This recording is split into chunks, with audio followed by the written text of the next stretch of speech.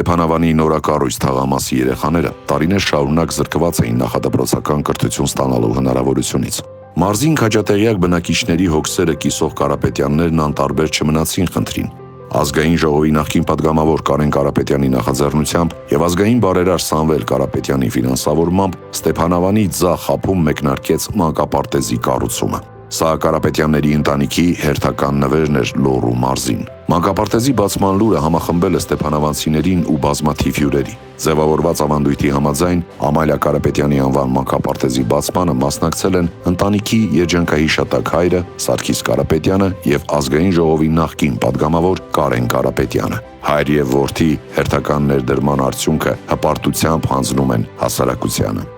Ամալիա Տադիգը եւ պատվարժան հայրը Սարգիս Պաբիգը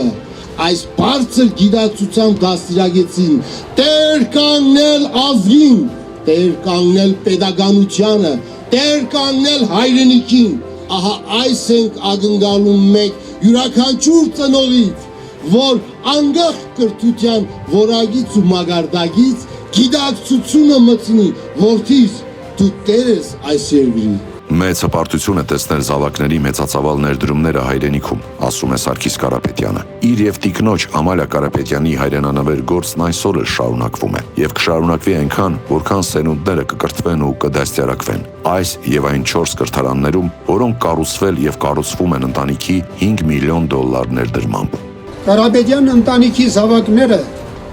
կրթվելով, դաստիարակվելով մանկարժների ընտանիքում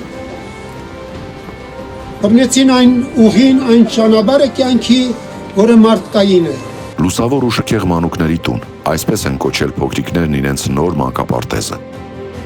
Նորամուտը օրնեց գուգարած թեմի առաջնորդը։ Օրնեսի եւ սրբեսի հացս, աղս, ջուրս եւ նախագրթարանս